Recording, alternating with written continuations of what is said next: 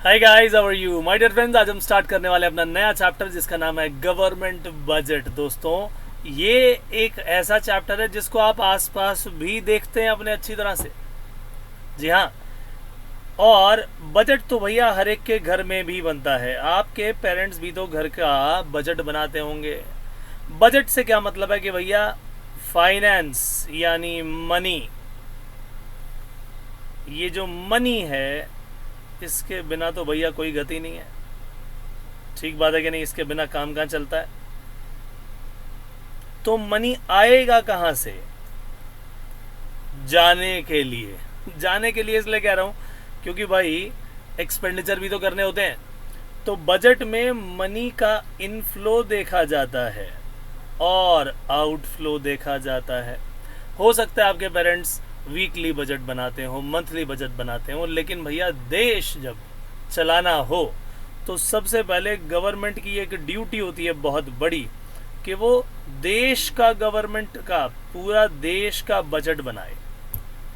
और ये पूरे साल का बजट बनता है। एनुअल एक तरह से फाइनेंशियल स्टेटमेंट बन जाती है कि यहाँ से पैसा आएगा और यहाँ से पैसा जाएगा।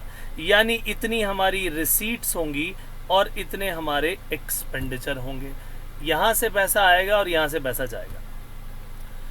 सो गवर्नमेंट बजट को देखा जाए तो देश की सरकार लेके आती है, जो उस समय जो है चुनी हुई सरकार है। लोकसभा में पेश होता है, फिर राज्यसभा में भी जाता है। राज्यसभा वाले अपनी तरफ से रिकमेंडेशन तो दे सकते हैं, लेकिन ये नहीं कह सकते जी हमें पसंद नहीं आया, कैंसिल करो। सो जो लोकसभा कहेगी वहीं पर जो पारित होगा उसी को मान लिया जाता है। सो ये जो बजट है बेसिकली कहाँ कहाँ से पैसा आ रहा है। सरकार, आपने देखा होगा कि आपसे टैक्सेस लेती है, वहाँ से पैसा आता है दोस्तों, करेक्ट और नॉट? तो वो एक सोर्स है। किसका? वो सोर्स है दोस्तों रिसीट्स का। और वहीं से खर्चे भी होते हैं।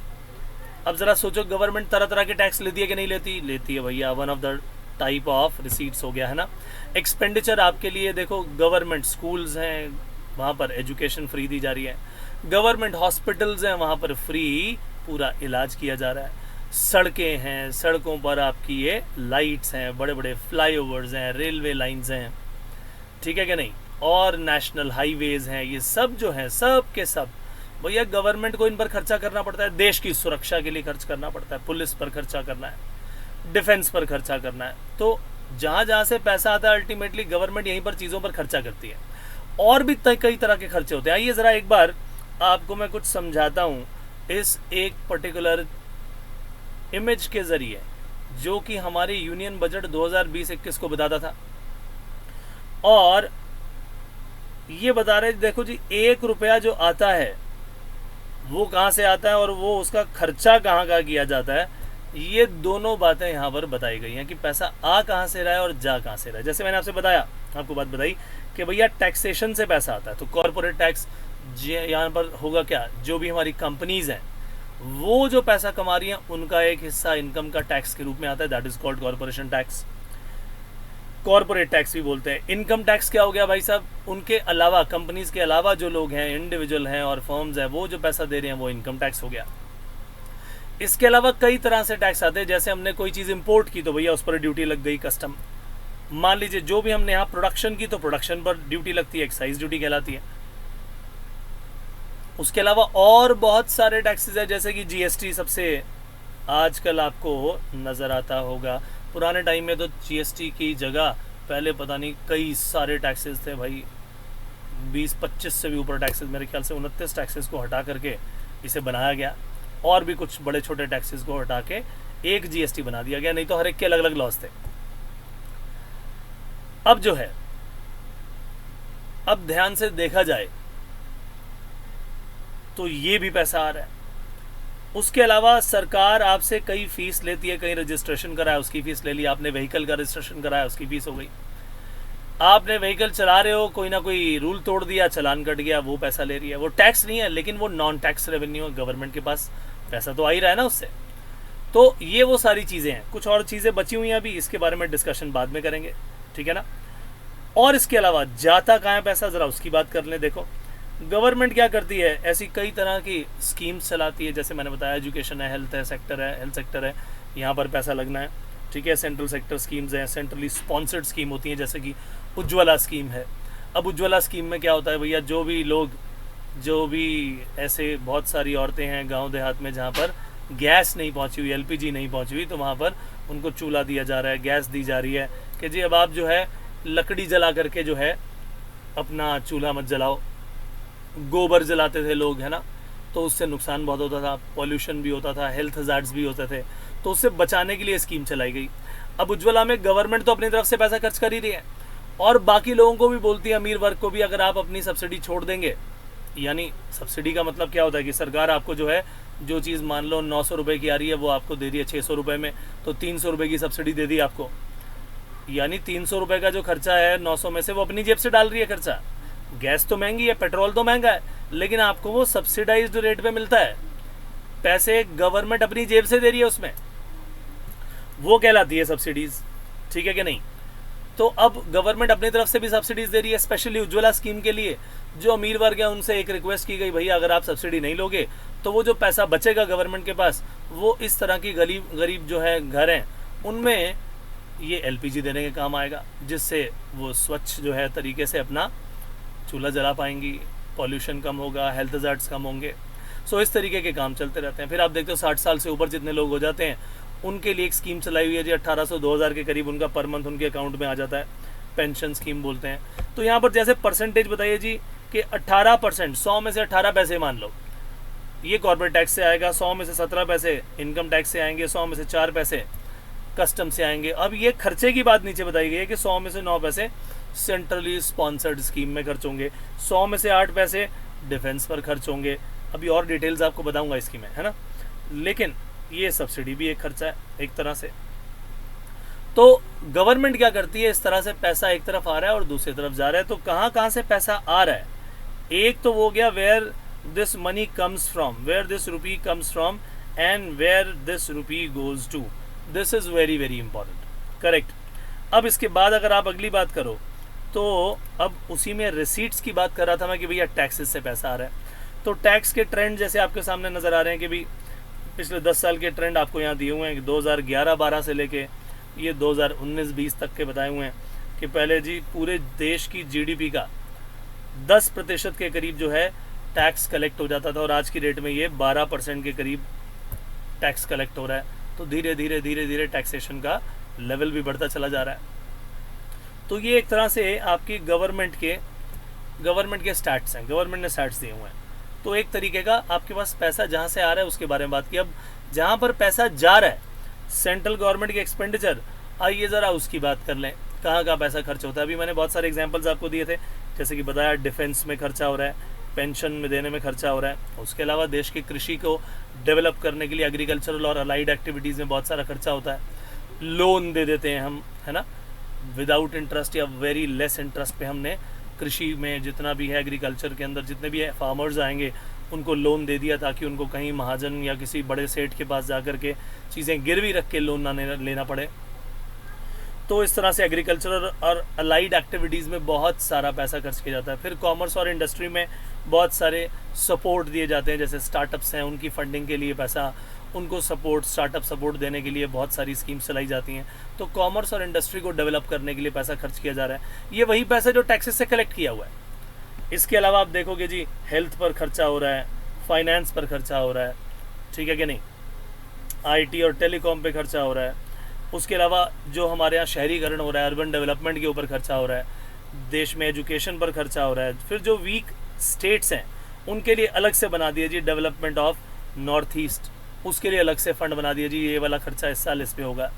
तो इस तरह के गवर्नमेंट ने बहुत सारे हेड्स बनाए हुए हैं। सोशल वेलफेयर पर इतना खर्चा होगा, टैक्स की एडमिनिस्ट्रेशन यानी टैक्स को कलेक्ट भी तो करना होता है, उस पर इतना खर्चा होगा। फिर स्टेट्स को इतना पैसा दिया जाएगा, तो स्टेट्स में बांट दिया जाता है उनकी ज़रूरत के अनुसार। आपने आए दिन सुना होगा कि हर स्टेट को कुछ ना कुछ पैसा दे दिया जाता है। अब जैसे आप सुनते रहोगे जी दिल्ली में तो केजरीवाल कि हमें ये सेंटर ने वो नहीं दिया, ये नहीं दिया।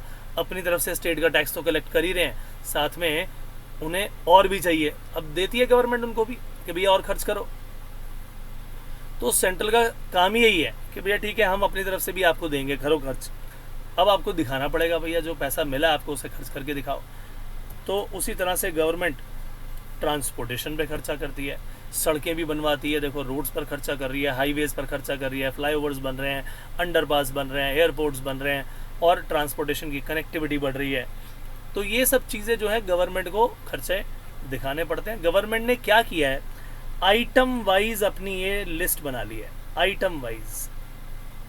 ये एस्टिमेट्स होते हैं। जब हमने बजट बोल दिया इसका मतलब क्या हो गया, बजट जब मैंने बोल दिया भैया तो ये एस्टिमेट है, ऐसा नहीं कि एज इट इज़ इतना ही पैसा आएगा और इतना ही पैसा जाएगा। बट हाँ, क्योंकि हम बजट बना रहे हैं, एडवांस में बना रहे हैं, तो ये एस्टिमेट्स हैं सालाना। एनुअल बजट क्या है, आइटम वाइज एस्टिमेट है कि इतनी इतनी आइटम पे इतना इतना पैसा आएगा और इतनी इतनी आइटम पे इतना इतना पैसा खर्च होगा। ठीक है। फिर जैसे कि मैं सब्सिडीज़ की बात कर रहा था, सब्सिडीज़ कहाँ कहाँ दी जाती हैं। आप देखो फूड पर बहुत ज़्यादा सब्सिडी दी जाती है। आप देखोगे हमारे यहाँ राशन शॉप्स होती हैं, ठीक है कि नहीं, वहाँ पर आप जो भी BPL जो कैटेगरी के लोग हैं, बिलो पॉवर्टी लाइन, उससे उन सभी लोगों को बहुत कम रुपए पर जो है पर केजी पर अनाज मिल जाता है, चीनी मिल जाती है, चावल मिल जाते हैं, केरोसिन मिल जाता है। करेक्ट। तो फूड है, फर्टिलाइज़र्स, जितने भी हमारे फार्मर्स हैं उनको खाद के लिए, फर्टिलाइज़र्स के लिए और दूसरे आपके इक्विपमेंट्स हैं उनके लिए, एग्रीकल्चरल इक्विपमेंट के लिए सब्सिडीज़ दी जा सकती है। पेट्रोलियम प्रोडक्ट जैसे कि मैंने आपको बताया, इन सब पे LPG है, चाहे पेट्रोल है, चाहे डीजल है, ये आपको सब्सिडी के बाद मिल रहे हैं। ये सब्सिडी काटने के बाद इतने रुपए का मिल रहा है आपको। गवर्नमेंट अपनी जेब से ही बहुत पैसा दे रही है, तो ये भी एक तरह से गवर्नमेंट की स्पेंडिंग ही हो जाती है, क्योंकि इसके कारण टैक्स नेट देखा जाए तो कम आता है। मैंने आपको पहले भी बताया था, इनडायरेक्ट टैक्सेस माइनस सब्सिडीज करके नेट इनडायरेक्ट टैक्सेस, राइट, ये वही तो सब्सिडी है। अब आप देखोगे कि हमने जो बातें अभी पढ़ी वो सारी आपको इस गवर्नमेंट बजट में नज़र आएगी। इससे पहले कि हम इसको स्टार्ट करें, एक छोटी सी आपके सामने ये वीडियो लेकर आता हूँ, ज़रा इसको ध्यान से देखिए कि किस तरह से हमारी फाइनेंस मिनिस्टर ने, सीतारमन जी ने, निर्मला सीतारमन जी ने यूनियन बजट दिया 2021 का लोकसभा में। लोकसभा बहुत इंपॉर्टेंट है यहाँ पर, और वहीं पर पारित भी होता है।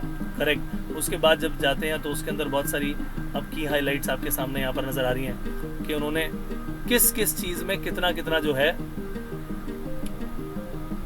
यहाँ पर खर्चा किया, खर्चा करने का प्लान किया, टैक्सेस को कैसे किया, डायरेक्ट टैक्स कितने, इनडायरेक्ट टैक्स कितने, ठीक है कि नहीं, पुराने कितने थे, नए इस बार के प्रपोज कितने हैं। अब देख सकते हो जी, पहले मान लो ये 2 से लेके, ये देख रहे हो ना, 2.5 से लेके 5 लाख तक पहले 5% था, अब उन्होंने कहा कोई टैक्स नहीं होगा। इस तरह से चेंजेस जो है आते रहते हैं, समय समय पर टैक्सेस से जुड़ी चीज़ें आती रहती हैं, उसके अलावा चीज़ें आती रहती हैं। ये भी टैक्स से जुड़ी है कि पहले टैक्स की डिडक्शन कितनी मिलती थी, उसे हटा दिया गया। फिर कंपनीज़ के बारे में कुछ अपडेट आ गई, इकॉनमी और फाइनेंस के बारे में कोई चीज़ आ गई। अब जैसे कि बैंक डिपॉजिट इंश्योरेंस कवर होता है, पहले 1 लाख हुआ करता था, अब 5 लाख रुपए पर डिपॉजिटर है। यानी मान लीजिए अगर आपका इतना पैसा बैंक के पास से डूब जाता है तो 5 लाख रुपए पर डिपॉजिटर तो मिलेगा ही मिलेगा। ये एक तरह से बैंक डिपॉजिट की इंश्योरेंस है। बैंक भी तो फेल हो जाते हैं ना, तो इस तरह से कंपनीज एक्ट में अमेंडमेंट करेंगे। उसके बाद ये बहुत इंपॉर्टेंट बात आता है कि गवर्नमेंट जो है उसकी PSUs हैं, पब्लिक सेक्टर यूनिट्स हैं, तो जो भी बड़ी बड़ी कंपनीज़ हैं, नवरत्न कंपनीज़ हैं, गवर्नमेंट ने जहाँ पर पैसा लगाया हुआ है, over a period of time in सब को क्या करने की ज़रूरत होती है, इसका हिस्सा गवर्नमेंट को बेचने देना चाहिए। क्योंकि जब हम आज़ाद हुए थे भैया, तब तो प्राइवेट सेक्टर बहुत ही छोटे लेवल पर था, गवर्नमेंट कोई कमान संभालनी थी, तो गवर्नमेंट ने सारी की सारी जो है बड़ी बड़ी कंपनीज बनाई। लेकिन हम देखते हैं कि over a period of time ये बहुत ज़्यादा तरक्की भी नहीं कर पाई। हालांकि बहुत हज़ारों करोड़ रुपए का टर्नओवर है, लेकिन अगर ये प्राइवेट हाथों में होता शायद उससे डबल होता। उसका मकसद ये भी था कि इनका मेन मोटिव प्रॉफिट कमाना तो था नहीं, गवर्नमेंट ने तो सर्विसेज प्रोवाइड करनी है। लेकिन over a period of time आज हम जिस स्थिति में हैं, it is very very important कि उनकी डिसइन्वेस्टमेंट की जाए। पहले गवर्नमेंट ने पैसा लगाया था, आज की डेट में अब ज़रूरत आन पड़ी है कि भैया उनको बेच करके शेयर गवर्नमेंट बेच दे, क्योंकि गवर्नमेंट का शेयर है, उसके अंदर जितना प्रॉफिट आएगा गवर्नमेंट को भी उसके रूप में डिविडेंड या इंटरेस्ट के रूप में पैसा मिलता है। अब गवर्नमेंट चाहती है जी हम अपना स्टेक बेच रहे हैं, प्राइवेट लोगों को बेच रहे हैं, पब्लिक को भेज रहे हैं। अब जो भी शेयर लेगा, मान लो तुमने रिलायंस का शेयर लिया तो तुम्हें डिविडेंड मिलेगा। उसी तरह से अगर गवर्नमेंट ने स्टेक बेचा, पब्लिक ने खरीदा, तो आने वाले समय में LIC का अगर कोई प्रॉफिट होता है तो भैया उसका स्टेक उसको मिलेगा जिसके पास उसका शेयर है। तो over a period of time इस तरह से गवर्नमेंट को अपनी जितनी भी ये इन्वेस्टमेंट्स की हुई हैं बड़ी बड़ी, उसके अंदर प्राइवेट पोर्शन को ला कर खड़ा कर देना चाहिए। इसीलिए पब्लिक प्राइवेट पार्टनरशिप के लिए भी प्लान्स होते हैं। लेकिन अगर गवर्नमेंट अपनी इन्वेस्टमेंट का हिस्सा बेच देती है, जैसा कि आपके सामने नज़र आ रहा है, LIC का हिस्सा बेचने का प्लान है कि कुछ पार्ट बेच देंगे, ऐसी और भी बहुत सारी यूनिट्स हैं, तो वो है डिसइन्वेस्टमेंट। ठीक है कि नहीं? यहाँ से भी पैसा आ रहा है लेकिन इसका नेचर कुछ और है। एग्रीकल्चर के ऊपर बहुत सारा काम किया जा रहा है। बजट एलोकेशन की गई है कि इतना हम जो है एग्रीकल्चरल और एलाइड एक्टिविटीज़ के लिए 2.83 लाख करोड़ रुपया खर्च करेंगे। अब इसमें क्या होता है, लोन माफ़ी भी होती है बहुत सारी, बहुत सस्ते दामों पर बीज भी दिए जाते हैं, बहुत सस्ते दामों पर एग्रीकल्चरल इक्विपमेंट दे दिए और चीज़ें प्रोवाइड कर दी। इस तरह से होता है। किसान कार्ड बने हुए हैं, आपको मालूम हुआ, उसके ज़रिए ले सकते हैं। फिर गवर्नमेंट ने कहा जी अब 20 लाख फार्मर्स जो हैं उनको हम क्या करेंगे, स्टैंड अलोन सोलर पंप देंगे, जो कि किससे चलेंगे, सिर्फ और सिर्फ सोलर, एक अलग से ग्रिड बना देंगे जो सोलर की एक्टिविटी से चलेंगे। इसका मतलब होगा क्या, बिजली की बचत होगी। तो इस तरीके से बड़े बड़े प्लान्स किए जाते हैं, राइट। और उन्हीं प्लान्स के ऊपर खर्चा प्लान किया जाता है कि इस तरह से पैसा खर्च होगा। फिर ये एग्रीकल्चर क्रेडिट बहुत बड़ी चीज़ है, जैसे कि मैंने आपको बताया भी था कि किसी सेठ के पास जाकर के लोन ना लेना पड़े, जा करके गवर्नमेंट जो है अपनी तरफ से क्या कर देगी, ये क्रेडिट फैसिलिटी देगी, विदाउट सिक्योरिटी दे देगी।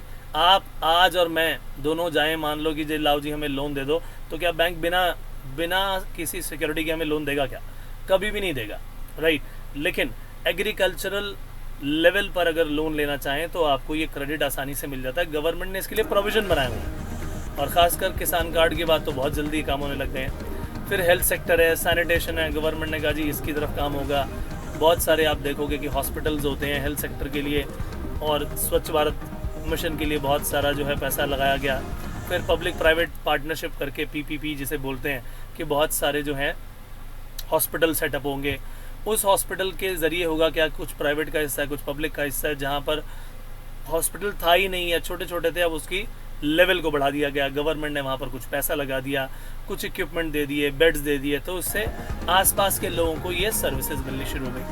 उसी तरह से गवर्नमेंट ने कहा जी अब एजुकेशन पर हम इतना सारा खर्च करेंगे, 99,300 करोड़ रुपया जो है एजुकेशन पर खर्च किया जाएगा। स्किल डेवलपमेंट के लिए 3,000 करोड़ खर्च किया जाएगा। उसी तरह से आप देखोगे कि बहुत सारे हमारे देश में तो ईंट उठाओ और इंजीनियर निकलाते हैं, तो उस इंजीनियर को देखा जाए तो पेपर तो पास किया हुआ है, लेकिन उसे कहो जी फैक्ट्री में काम कराना है, उसे नहीं आता होगा, क्योंकि उसको उसकी प्रैक्टिस नहीं है। तो जो यंग इंजीनियर्स हैं उनको इंटर्नशिप के लिए भेजा जाएगा, लोकल बॉडी से बातचीत कर लिए कि कहाँ कहाँ उनकी इंटर्नशिप होगी, so that they are able to do that practically. Degree level बहुत सारे प्रोग्राम चलाए गए जो अंडर प्रिविलेज स्टूडेंट है, जिनके पास इतना पैसा नहीं है।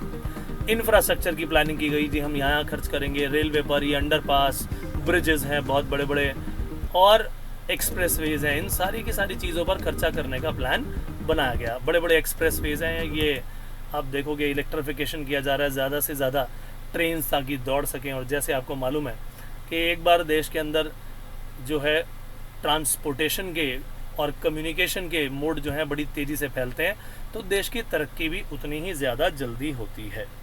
सो ये सब चीज़ें आपने देखा, ये बजट की हाईलाइट्स थी। तो गवर्नमेंट क्या कर, ऐसा तो नहीं है कि खाली 100% बजट यही था, लेकिन गवर्नमेंट के बजट की इस बार की हाईलाइट थी कि ये मेन हमारा फोकस होगा इस बार।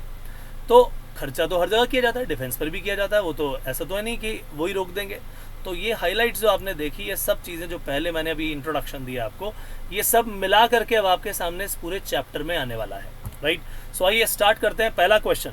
और इस पहले क्वेश्चन में लिखा जी define government budget. Government budget क्या है, और साथ में लिखा है what are the elements of government budget. तो भाई साफ सीधी बात मैंने आपको बताई थी कि गवर्नमेंट बजट है क्या, ये एक एनुअल फाइनेंशियल स्टेटमेंट है, सालाना बनती है, ये आपको बात बताई थी मैंने।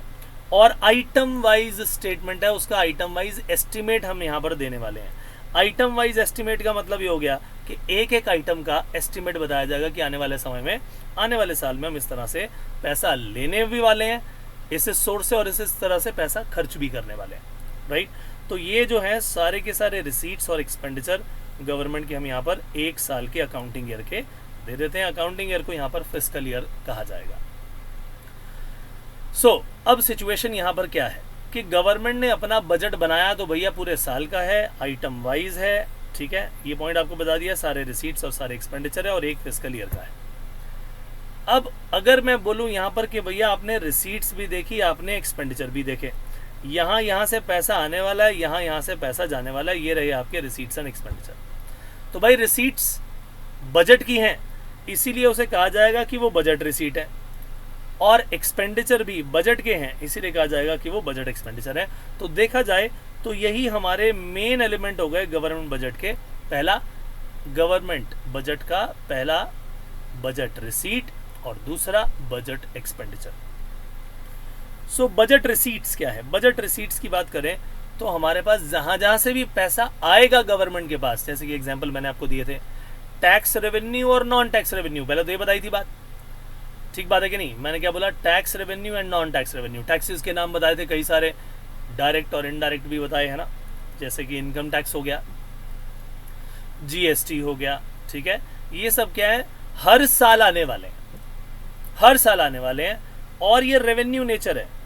तो यानी बजट रिसीट की अगर मैं बात करूं तो जैसे आपने अकाउंटिंग में पढ़ा होगा कि भाई कैपिटल नेचर की भी रिसीट होती हैं और रेवेन्यू नेचर की भी रिसीट होती हैं, पढ़ा है कि नहीं पढ़ा? सेम तरीके से यहाँ पर काम होने वाला है, सेम तरीके से यहाँ पर भी आप देखोगे कि कैपिटल नेचर की भी रिसीट्स हैं आपके सामने और रेवेन्यू नेचर की भी रिसीट है। टैक्स अगर मैंने कलेक्ट किया तो वो रेवेन्यू नेचर की रिसीट है, नॉन टैक्स रेवेन्यू लिया वो भी रेवेन्यू नेचर की रिसीट है, हर साल वो आएंगी। लेकिन अगर गवर्नमेंट ने, वो जो मैंने अभी LIC वाला एग्जांपल आपको दिखाया था कि इस साल LIC का बहुत बड़ा स्टेक सरकार जो है पब्लिक ऑफरिंग के थ्रू बेचेगी, तो भाई वो एक डिसइन्वेस्टमेंट है। वो एक बार आपने वो पूरा का पूरा सेल कर दिया शेयर, तो समझ लेना कि वो आपके पास बार बार तो नहीं कर पाओगे उसे सेल। उसको सेल करने के बाद एक ही बार तो पैसा आना है और बड़ा अमाउंट है भाई, इन्वेस्टमेंट है, तो वो कहलाती है capital receipt. So very very important part कि यहाँ पर भी जो रिसीट्स होंगी वो दो तरह की होंगी दोस्तों। कौन कौन सी? कैपिटल रिसीट और दूसरी होगी रेवेन्यू रिसीट। क्या ये बात सबको समझ में आई अच्छी तरह? सो एस्टिमेटेड रिसीट्स है फ्रॉम ऑल सोर्सेज। जब मैंने बजट रिसीट बोल दिया तो यानी दोनों तरह के सोर्सेज हो गए, कैपिटल भी रेवेन्यू भी। दैट इज व्हाई वी से कि रेवेन्यूज है from all sources during a fiscal year. लेकिन ये एस्टिमेटेड है दोस्तों, ऐसा नहीं है कि 100% इतना आएगा। Correct, this is very very important. So जिस तरह से हमने बजट की रिसीट का अंदाजा लगाया कि भैया ये कैपिटल और रेवेन्यू दोनों हो सकते हैं, बिल्कुल उसी तरीके से बजट एक्सपेंडिचर भी दो तरीके के हो सकते हैं। ये भी आपके कैपिटल नेचर भी हो सकते हैं और रेवेन्यू नेचर के एक्सपेंडिचर भी हो सकते हैं। तो अगर मैंने पुलिस पर खर्चा किया तो भैया बार बार हर महीने खर्चा करना पड़ेगा। What is that? That is a revenue expenditure. लेकिन मैंने कहा मैंने हाईवे बना डाला तो ये कैपिटल नेचर का एक्सपेंडिचर है। मैंने एक पुल बना दिया बहुत बड़ा तो ये कैपिटल नेचर का एक्सपेंडिचर है। पैसा तो जा रहा है बट उसका नेचर देखो अलग अलग है। तो ऐसे बहुत सारे एग्जाम्पल अभी हम पढ़ने वाले हैं।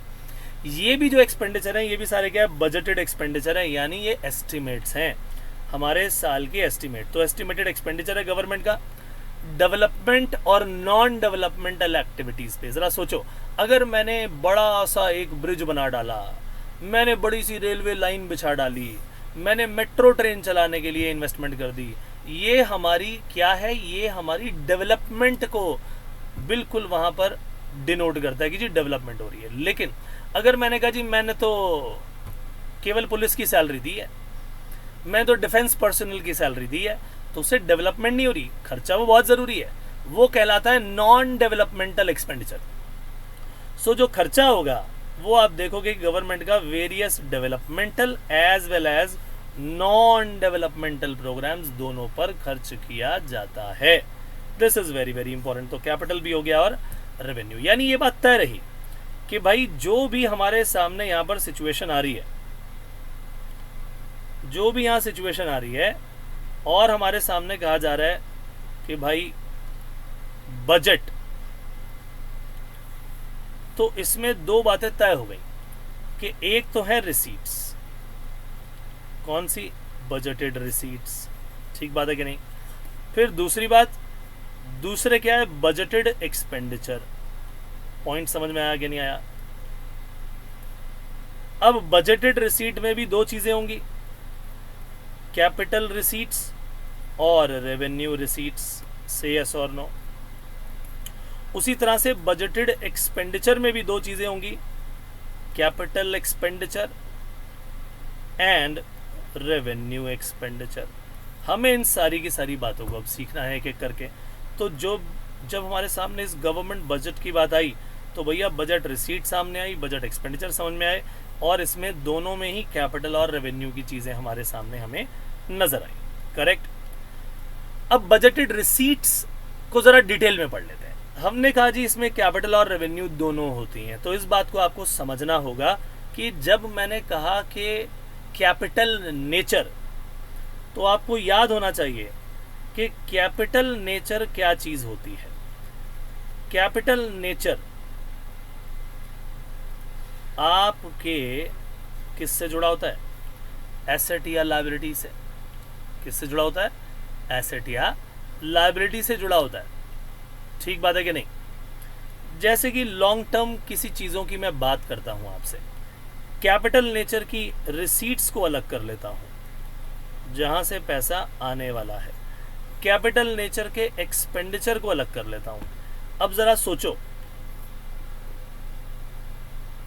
अगर मैंने पैसा दिया, यहां पर पेमेंट करनी पड़ेगी कि नहीं, तभी तो एक्सपेंडिचर होगा, और यहां पर पैसा रिसीव करना पड़ेगा। यहां पर हमारा इनफ्लो है और यहां पर हमारा आउटफ्लो है। पैसे का इनफ्लो और आउटफ्लो है। अब ध्यान से सोचने समझने की बात है मेरे भाई, और वो ये कि जहां पर हमारा ये आउटफ्लो हो रहा है, पैसा जब जा रहा है, तो मैंने आपको छोटे छोटे दो एग्जाम्पल दिए थे अभी कि मैंने खर्चा किया किस पर। भाई साहब, मैंने खर्चा किया रेलवेज की पटरियां बिछाने में, मैंने खर्चा किया नेशनल हाईवेज बनाने में, मैंने खर्चा किया बड़े बड़े पुल बनाने में। तो ज़रा सोचो, ये तो मेरा एसेट क्रिएट होगा। भाई बिल्डिंग बनती है, प्रॉपर्टी बनती है, तो क्या एसेट बढ़ते हैं कि नहीं? यानी अगर मैंने कोई भी कैपिटल नेचर का एक्सपेंडिचर किया, कैपिटल नेचर का मैंने कोई भी एक्सपेंडिचर किया मेरे दोस्तों, तो जाहिर सी बात है कि मेरा कोई ना कोई एसेट 100% हर हाल में बढ़ेगा। क्या ये बात ठीक है कि नहीं? क्योंकि भैया एसेट बढ़ना है। और अगर मैंने उसी एसेट को बेच दिया, मान लो गवर्नमेंट ने क्या किया, एक बहुत बड़ी पीएसयू बनाई, उसमें कोई बड़ी बड़ी सी प्रॉपर्टी बनाई और वो पूरी की पूरी पीएसयूज बेच दी, पूरी पब्लिक सेक्टर यूनिट को प्राइवेटाइज कर दिया। तो भैया जो उस पीएसयू की जितनी बड़ी बड़ी प्रॉपर्टीज थी वो भी तो चली जाएंगी। यानी उस केस में हमारे पास पैसा तो आ जाएगा, लेकिन हमारे जो एसेट्स थे मेरे दोस्तों वो रिड्यूस हो जाएंगे। से यस और नो? यानी कैपिटल रिसीट्स आपके सामने जब भी नजर आएंगी, कैपिटल रिसीट में पैसा तो आएगा, no doubt about it, inflow तो होगा, लेकिन आपके जो एसेट हैं वो मेरे भाई रिड्यूस हो जाएंगे। ठीक बात है कि नहीं? जबकि एक्सपेंडिचर जब करोगे तो आपके यही एसेट्स इंक्रीज हो जाएंगे। Point number 1। अब सरकार लोन भी लेती है बहुत बड़े बड़े। हाँ, इतना पैसा जब खर्च करना होता है तो कई बार सिचुएशन ऐसी आती है कि पैसे की ज़रूरत है, भाई करें क्या? तो गवर्नमेंट लोन लेती है, पब्लिक से भी बोरो करती है, आरबीआई से भी बोरो कर सकती है, क्योंकि गवर्नमेंट का बैंक जो ठहरा, जैसे आपके बैंकर कौन है? कमर्शियल बैंक से, वैसे ही गवर्नमेंट का बैंकर कौन है? आरबीआई है। तो गवर्नमेंट को लोन लेना होता है तो आरबीआई से लेती है, पब्लिक की तरफ भी जाती है। अब ज़रा सोचो, वो जो लोन लिया है तो भैया वापस भी तो करना है, ऐसे यस और नो? तो जब ऐसी सिचुएशन में लोन लेंगे तो लायबिलिटी बढ़ जाएगी, तभी तो पैसा आएगा। लोन लेना यानी पैसा आना, यानी पैसा कैसे आ रहा है इस बार? इनफ्लो में आ ज़रूर रहा है, लेकिन वो कैसे आ रहा है? वो लोन के रूप में आ रहा है। यानी ऐसे केस में जब पैसा आएगा तो आपकी लायबिलिटी बढ़ जाएगी, क्रिएट हो जाएगी, इंक्रीज हो जाएगी। ठीक बात है कि नहीं? से यस और नो? यहाँ पर आपके एसेट बढ़ रहे थे, इंक्रीज हो रहे थे, क्रिएट हो रहे थे, करेक्ट।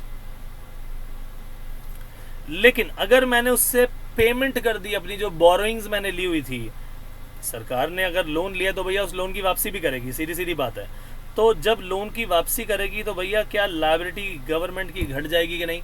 गवर्नमेंट कहेगी जी मैंने तो पेमेंट कर दी, पेमेंट कर दी तो मेरी लायबिलिटी घट गई, लायबिलिटी इससे रिड्यूस हो जाएगी। से यस और नो? यानी इसका मतलब ये हुआ कि कैपिटल नेचर की रिसीट्स क्या करती हैं, या तो एसेट को रिड्यूस कर देती हैं या लायबिलिटी को क्रिएट कर देती हैं। यहीं से हमें पता लग गया, क्या वर्ड्स बोले मैंने, कैपिटल नेचर की जितनी भी ये रिसीट्स हैं, ये रिसीट्स क्या करती हैं, या तो एसेट्स को रिड्यूस कर देती हैं या फिर लायबिलिटीज को इंक्रीज कर देती हैं। उसके बिल्कुल ऑपोजिट ये जो कैपिटल नेचर की हमारी ये एक्सपेंडिचर है, जो हम ये पेमेंट कर रहे हैं मेरे भाई, इसके जरिए होगा क्या, एसेट या तो क्रिएट हो जाएंगे या इससे हमारी लायबिलिटीज रिड्यूस हो जाएंगी। क्या ये बात सबको समझ में आई अच्छी तरह से? सो ये है कहानी दोस्तों, ये कैपिटल नेचर की बात थी। और मैंने आपको बताया कि बजटेड रिसीट्स में तो भैया कैपिटल नेचर की रिसीट होंगी और रेवेन्यू रिसीट भी होंगी, इसमें कोई शक नहीं है। तो पहले हम जब बजट रिसीट्स की बात कर रहे हैं तो मैंने यहाँ पर आपको केवल अब रिसीट्स के बारे में समझाना है। ये कैपिटल रिसीट्स हैं दोस्तों, ये कैपिटल पेमेंट्स हैं या कैपिटल एक्सपेंडिचर हैं, करेक्ट। अभी हम बजटेड रिसीट्स की बात कर रहे हैं, इसका मतलब ये हुआ कि we will talk about this portion only. ये सेकंड पोर्शन की अभी हम बात नहीं करेंगे, लेकिन इसी के साथ साथ हमें रेवेन्यू नेचर की भी बात करनी चाहिए, सेकंड पोर्शन की भी तो बात करनी चाहिए कि भैया जो रेवेन्यू नेचर होगा उस रेवेन्यू नेचर के भी क्या सिचुएशंस हो सकती हैं, पैसा आ भी सकता है, जा भी सकता है, करेक्ट और नॉट। सो जो रेवेन्यू नेचर की रिसीट्स हैं वो क्या होंगी, और जो रेवेन्यू नेचर की पेमेंट्स हैं या कहें रेवेन्यू नेचर के एक्सपेंडिचर हैं, वो कहाँ कहाँ पैसा जा रहा है। तो भाई रेवेन्यू नेचर का जो हमारे पास पैसा आना था, वो रेवेन्यू नेचर का पैसा पहुंचा इधर रिसीट्स में। वो रेवेन्यू का नेचर का पैसा कहाँ पहुंचा, ये रिसीट्स में पहुंचा हमारे पास, ठीक है। तो अब आप देखोगे रेवेन्यू नेचर का पैसा ये रिसीट्स में आ गया, इधर एक्सपेंडिचर में आ गया। अगेन दो बातें हो गई। रेवेन्यू नेचर की रिसीट्स में आप देखोगे जी टैक्स रिसीट्स हैं, ठीक है कि नहीं। इसका ना तो भैया एसेट पर कोई असर है, ना ही एसेट को, पैसा तो आ रहा है लेकिन एसेट कोई घट नहीं रहा, पैसा तो आ रहा है लेकिन लायबिलिटी कोई बढ़ नहीं रही। अगर मैं कहूँ जी हमने गवर्नमेंट ने टैक्स लिया तो क्या उसकी वापसी भी करनी है क्या कोई, नो, वो तो गवर्नमेंट का हो गया। यानी ना तो यहां पर कोई एसेट रिड्यूस होगा, क्रॉस लगा दिया मैंने, और मेरे भाई ना ही यहां पर कोई लायबिलिटी जो है वो क्रिएट होगी। ये दोनों काम यहां नहीं होने, और कैपिटल में दोनों काम हुए थे। कैपिटल रिसीट जब बनी थी तो ये दोनों काम हुए थे, लेकिन यहां पर ना तो भैया एसेट के अंदर कोई रिडक्शन आएगी, क्रॉस लगा दिया मैंने, और ना ही यहां पर देखोगे आप कि लायबिलिटी को इंक्रीज हो रही है, लेकिन पैसा जरूर आ रहा है। तो रेवेन्यू नेचर में जब टैक्स कलेक्ट किया, सोचो मेरा कोई एसेट रिड्यूस हुआ, कुछ बेचा मैंने, नो, गवर्नमेंट के पास पैसा आ गया गवर्नमेंट के पास टैक्स से, तो क्या कोई लायबिलिटी इंक्रीज हो गई, क्या वापस करने हैं पैसे, नो भैया नो, ये तो जेब में आ गए। तो इसका मतलब ये हुआ कि जो आपके ये रेवेन्यू नेचर की चीजें आपको नजर आएंगी, चाहे वो रिसीट्स हो यहाँ पर, चाहे वो पेमेंट्स हो मेरे दोस्तों, इन दोनों ही केसेस में एसेट और लायबिलिटी पर कोई असर ही नहीं है। जैसे कि अभी तुमने कैपिटल नेचर के इस एक्सपेंडिचर के बारे में जाना था, इसमें एसेट बढ़ गया था, लायबिलिटी घट गई थी, लेकिन ये दोनों काम ऊपर हुए भैया, यहां पर नहीं होंगे। ना तो यहां पर आपका कोई एसेट बढ़ेगा किसी को पेमेंट करने से, कैसे, अगर आपने पुलिस की सैलरी पे कर दी, डिफेंस पर्सनल की सैलरी पे कर दी, तो क्या कोई एसेट बन गया क्या आपका, एसेट नहीं बढ़ा, क्योंकि रेवेन्यू नेचर की पेमेंट में कोई एसेट बढ़ता ही नहीं। लाइकवाइज जब आपने पेमेंट कर दी तो क्या आपने उनसे कोई लोन लिया हुआ था क्या, जो लायबिलिटी आप पे कर रहे हो, नो, ना ही इससे कोई लायबिलिटी आपकी घटी। तो ये दो चीजें बहुत ही ज्यादा इंपॉर्टेंट थी, ना तो भैया इससे कोई ये एसेट बढ़े, ना ही ये लायबिलिटी घटी। यही आपको जब डेफिनेशन लिखनी होगी, यही बात लिखनी होगी कि कैपिटल नेचर की रिसीट में या तो एसेट घट जाता है या लायबिलिटी बढ़ जाती है, लेकिन रेवेन्यू नेचर की रिसीट में ना तो एसेट पर असर है कोई, ना तो एसेट रिड्यूस होते, ना ही कोई लायबिलिटी क्रिएट होती। बिल्कुल इसी तरीके से कैपिटल एक्सपेंडिचर के बारे में लिखना पड़ेगा। कैपिटल एक्सपेंडिचर में जब भी हम एक्सपेंडिचर करेंगे या तो एसेट बढ़ेगा या लायबिलिटी घटेगी, लेकिन रेवेन्यू नेचर में ऐसा नहीं होता। रेवेन्यू नेचर की पेमेंट जब भी आप करेंगे, एक्सपेंडिचर जब भी करेंगे, ना तो उससे एसेट बढ़ेंगे ना ही लायबिलिटी घटेगी। सो देखा जाए तो भाई आने वाला बहुत सारा पोर्शन मैंने आपको एक ही पेज में समझा दिया है। तो सबसे पहले तो बजट रिसीट के बारे में बात कर लें, ठीक बात है कि नहीं? तो भाई बजट रिसीट क्या है? What are budget receipts? Explain the types of budget receipts. इसके टाइप्स बताइए। तो अब हम एक एक करके बजट रिसीट के बारे में बात करने जा रहे हैं। आइए स्टार्ट करें। मीनिंग क्या है? ये estimated receipts of the government है। ये तो भाई अब पता लग गया अब 100 बार, है कि नहीं? ड्यूरिंग द फिस्कल ईयर है, ये भी पता लग गया। लेकिन बजट रिसीट्स कहाँ से आने वाली? भैया हर सोर्स से आने वाली, कोई भी सोर्स हो, from all sources, as simple as this. So क्या ये? It refers to estimated receipts of the government from all of the sources during the fiscal year. All sources का मतलब भाई यहाँ कैपिटल भी आ गया और मेरे दोस्तों यहाँ पर रेवेन्यू रिसीट्स भी आ गई, ठीक है? पहले कैपिटल और रेवेन्यू रिसीट्स की हम बातें करेंगे। आइए ज़रा इसका डिस्कशन शुरू किया जाए। तो भाई कैपिटल रिसीट क्या है? या तो ये आपके एसेट को रिड्यूस करेगी या लायबिलिटी को क्रिएट करेगी। अभी तो बताया था, जब आप पैसा दोगे या तो एसेट, पैसा दोगे तो पैसा देने पर एसेट जाता है, ठीक है कि नहीं? लेकिन पैसा आता कब है? जब एसेट बेच देते हो। तो यानी या तो इससे एसेट रिड्यूस होगा, और कब पैसा आता है? वो भी कैपिटल नेचर का। भैया जब लोन लोगे तो पैसा आएगा, यानी आपकी लायबिलिटी क्रिएट होगी। तो दो बातें आपको समझनी है। ये कैपिटल रिसीट्स वो हैं जिसमें या तो लायबिलिटी क्रिएट होगी या आपके एसेट्स रिड्यूस होंगे। Very very very important. A receipt is a capital receipt. किसी भी रिसीट को आप कैपिटल रिसीट कहने से पहले ये दो बातें सेटिस्फाई करनी बहुत ज़रूरी हैं। ये दो कंडीशंस को सेटिस्फाई करना बहुत ज़रूरी है। इनमें से कोई एक करनी है, ऐसा नहीं दोनों हर बार होंगी। भाई एसेट लोगे तो उसमें लायबिलिटी का तो कोई रोल नहीं है ना। अभी अगर एसेट ले लिया, पैसे दे दिए तो हो गया काम। सो ये वर्ड जो है यहाँ पर बहुत इंपॉर्टेंट है, एनी वन ऑफ देम।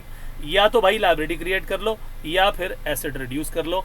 दोनों में से अगर एक भी चीज़ हो गई तो समझ लेना that this is a capital receipt. So it is a test, जैसे बोलते हैं ना लिटमस टेस्ट। ये वो टेस्ट है। क्या लायबिलिटी क्रिएट हो रही है? अच्छा ये कैपिटल रिसीट है। क्या एसेट रिड्यूस हो रहे हैं? अच्छा भैया ये भी कैपिटल रिसीट है। दोनों में से कोई एक चीज़ हो जाए। फिर आगे चलते हैं। Create liability, either it creates liability. Question में लिखा था आइदर इट्स क्रिएट लायबिलिटी। सो ये जो वर्ड आइदर है, this is very very important. दोनों में से कोई एक काम होना चाहिए इनमें से। So it means it creates an obligation to return the amount. भैया पब्लिक से लोन लोगे तो वापस तो देना पड़ेगा ना, तो तभी तो रिसीट आई है आपके पास, तभी आपने इसे रिसीट कह दिया। करेक्ट और नॉट? और उसी तरीके से आप देखोगे रिड्यूस दी एसेट्स, यानी गवर्नमेंट को क्या करना पड़ता है? अपने ये एसेट बेच देने पड़ते हैं। बेचने पर ही तो पैसा आता है। क्या ये बात सबको समझ में आई या नहीं आई? बेचने पर ही तो पैसा आता है। सो इस गवर्नमेंट बजट में आपने देखा कि दो बातें हमने कैपिटल रिसीट की पढ़ ली, ये काम हो गया, ठीक है? रिड्यूस करे एसेट या कैपिटल बढ़ाए। अब हम पहुंचेंगे अपनी अगली कहानी पर कि भाई ये तो बता दो कि इसके पार्ट्स क्या क्या हैं, इसका नेचर कैसा है कैपिटल रिसीट का। मैंने आपको पहले भी बताया था कि भैया टैक्सेस तो हर साल आ रहे हैं, लेकिन क्या LIC का जो जितना शेयर है गवर्नमेंट एक बार बेचने के बाद दोबारा उसी चीज़ को बेच पाएगी क्या? No. So this is one time activity, irregular in nature है, हर बार नहीं होती है। नॉन रिकरिंग नेचर की ट्रांजैक्शंस होती हैं, बार बार नहीं होती मेरे दोस्तों। That is why capital nature की रिसीट्स को हम क्या बोलेंगे? That these are irregular, non recurring in nature है ये, नॉन रिकरिंग। सो एग्जाम्पल्स क्या है? बोरोइंग्स हैं, डिस इन्वेस्टमेंट है। अभी मैंने आपको बताया लोन ले लो, तो गवर्नमेंट का लोन लेने के बाद ऑब्लिगेशन क्रिएट हो गया गवर्नमेंट के ऊपर। किस बात का ऑब्लिगेशन क्रिएट हो गया? That we have to return this borrowed amount. Correct और नॉट? तो बोरोइंग से पैसा आया, कैपिटल रिसीट पहली। दूसरा मैंने क्या बताया, LIC वाला एग्जाम्पल, कि अगर हमने उसका शेयर बेच दिया, प्राइवेट सेक्टर को बेच दिया PSU का शेयर, तो ऐसे केस में क्या होगा भाई, जैसे ही आपने काम किया sale of equity shares of PSU to private sector, समझ लेना कि पैसा आ जाएगा, लेकिन वो जो एसेट था वो आपके हाथ से यहाँ से चला जाएगा। ये कैपिटल एसेट क्यों है? क्योंकि ये हमारे एसेट को रिड्यूस कर रही है। क्या ये बात समझ में आई? ये था दोस्तों कैपिटल रिसीट का काम। अब आते हैं दोस्तों रेवेन्यू रिसीट पर। बिल्कुल उसका उल्टा है, बिल्कुल उसका उल्टा। उसमें क्या बोला कि या तो कोई लायबिलिटी क्रिएट होगी या एसेट रिड्यूस होगा। हम कहेंगे ना तो यहाँ लायबिलिटी क्रिएट होगी, ना ही यहाँ पर कोई एसेट रिड्यूस होगा, क्योंकि ये रेवेन्यू नेचर है भाई, ये रेगुलर नेचर की इनकम है। Are you getting this point और नॉट? तो मेरे पास टैक्सेस से पैसा आना है, टैक्स से जब पैसा आएगा तो भैया मैंने कोई एसेट नहीं बेचा, और ना ही ये कोई लोन है जो कि वापस करना हो। करेक्ट? सो है क्या, रेवेन्यू रिसीट्स वो हैं जो कि ना तो क्रिएट करती हैं कोई liability, neither create any liability nor it reduces the assets of the government. Government के मेरे भाई कोई एसेट भी इसमें रिड्यूस नहीं होते। क्या ये बात क्लियर हो गई सभी को अच्छी तरह से? आगे चलते हैं। अब रिसीट को आप रेवेन्यू रिसीट कब कहेंगे? जब इसने दोनों में से कोई एक कंडीशन जो है पास कर ली। ये दोनों में से कोई एक कंडीशन क्या है? जब आप देखोगे ना तो भैया लायबिलिटी, ना तो लायबिलिटी क्रिएट कर रही है और ना ही आपके एसेट को रिड्यूस कर रही है। ठीक है कि नहीं? अब एनी वन की जगह कहें कि ऐसा नहीं कह सकते भाई ये कर ले और ये ना करे, तो एक काम करते हैं एनी वन हटा देते हैं यहाँ से एनी वन कंफ्यूजन क्रिएट करेगा। आप बोलोगे ना तो ये कर रहा है ना तो ये कर रहा है, दोनों में से कोई नहीं कर रहा, एनी वन हटा दो यहाँ से। So it means it doesn't create any obligation to return the amount. जैसे टैक्स मिला, मैंने कहा कि वापस करने थोड़ी है भाई, है it is not a liability. या आपने कोई एसेट बेचकर थोड़ी टैक्स लिया है, और ये तो रेगुलर आएगा, हर साल आएगा, हर साल पैसा कमाया जाएगा, लोग हर साल पैसा कमाएंगे और आपको हर साल पैसा देंगे। That is why it is of regular nature और रिकरिंग इन नेचर। बार बार ये काम होता है दोस्तों।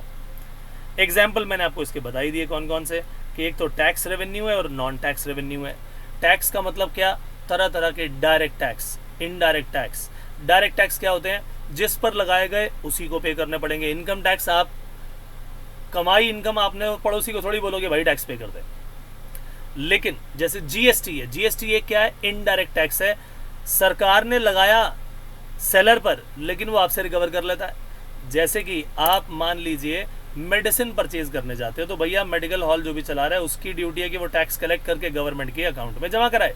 उसने जब दवाई खरीदी तो टैक्स पे कर दिया, लेकिन वो जो टैक्स उसमें इंक्लूडेड है MRP में, वो आपसे रिकवर कर लेगा। कैसे? प्राइस के रूप में, प्राइस के अंदर ही वो इंक्लूडेड होता है।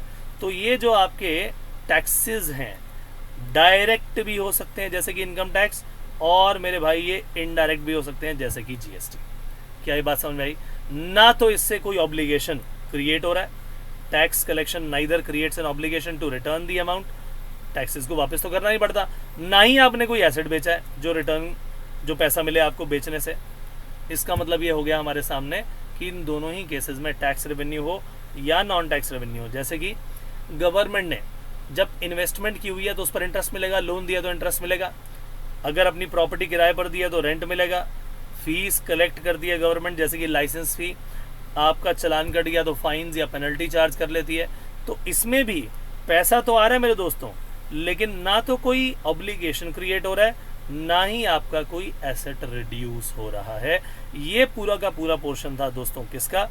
ये था मेरे भाई किसका? टैक्स रिसीट्स का, बजट रिसीट्स का। यानी गवर्नमेंट बजट के दो हिस्सों में से, जो कि एक बजट रिसीट है और दूसरा बजटेड एक्सपेंडिचर है, बजट रिसीट तक का काम